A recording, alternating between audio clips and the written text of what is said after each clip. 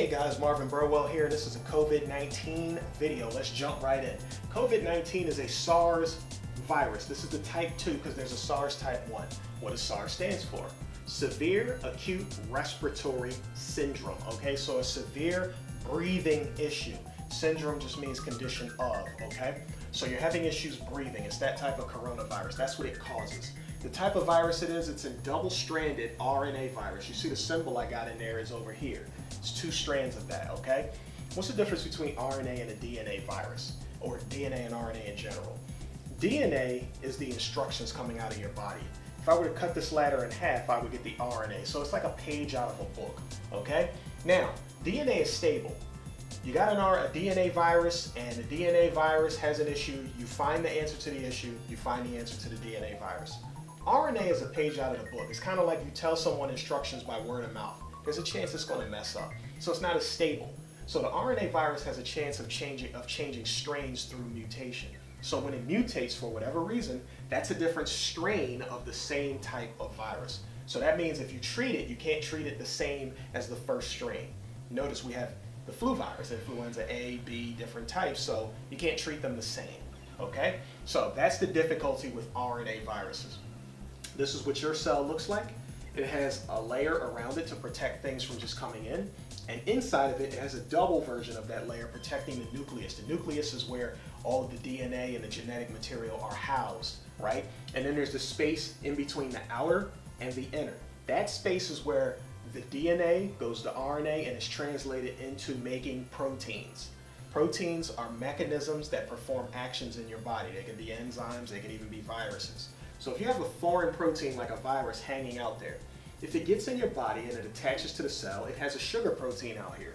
Once that attaches, it opens up a channel to let these RNA molecules into the cell, and the cell, since they came in, we're going to just follow the instructions. So the cell starts making more viral bodies. The viral bodies get in the cell, it bursts open, and when the cell bursts open, all the viral bodies get out, and they start hijacking other parts of your body.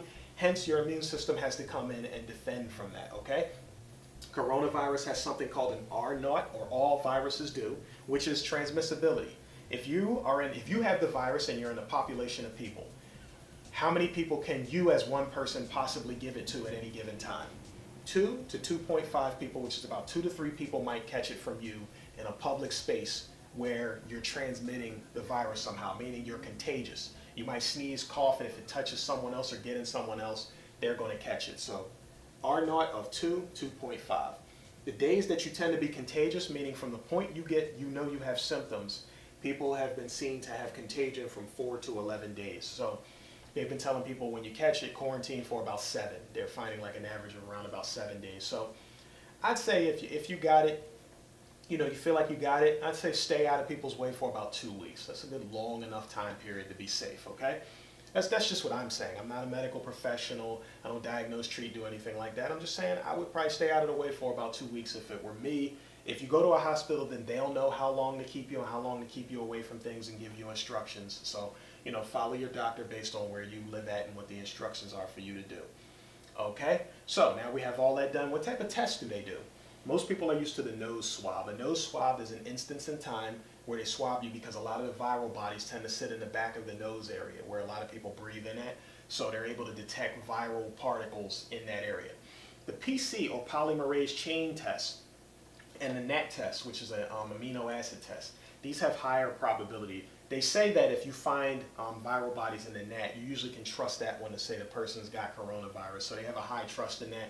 There's no 100% trust system. I haven't found anything that is actually expressed that if a positive comes out or a false negative or whatever, any of those tests, nothing has been shown to be 100%. So we don't know as far as that.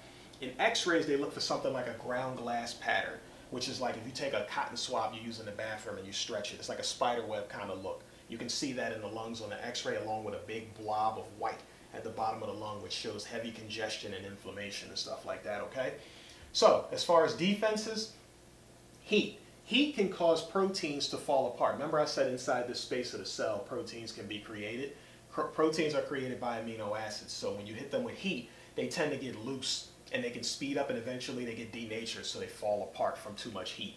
So in warmer climates, there's a chance that this doesn't survive as much as it should. So in sunny climates, so getting sun getting heat into your body. You notice you get a fever when you have symptoms. You have symptoms like fever, cough, which is not a very strong one. People have had issues with not being able to taste or smell, because taste and smell are linked in the back of the nose area, right? So so I said fever.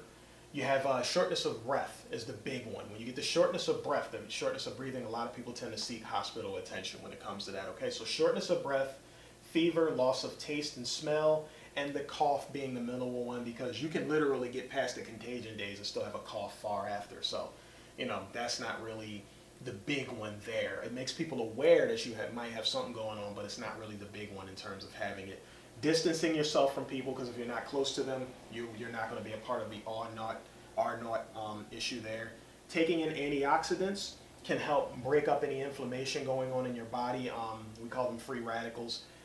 So things are oxidizing your body, so you take antioxidants to keep that from happening. And your overall health, because when your body's fighting something, if you're sick from something else, you're dividing your resources. So if you got 100 troops in the body, and you're already throwing 50 at high blood pressure or diabetes or an allergy or an autoimmune disease or asthma, then you're only going to have 50 of those troops left to deal with this one, because it can't say I'm going to stop dealing with one and deal with the other, because they're all a part of destroying the fabric of you being able to live. So the body has to take care of things equally and as much as possible to get things out as fast as possible. Causing a fever and raising the heat of your body helps to fight off the virus, because it causes your body's immune system to double and triple. Every time it goes up 1 degree, your immune system's power doubles. So it's raising the fever to help. So when the fever starts to come down, you can start thinking that the contagion is going away. That's kind of a general rule, okay? So keep that part in mind. So there's your basics on the COVID virus, guys. So take that information. If you have any more questions, let me know. But those are your basics.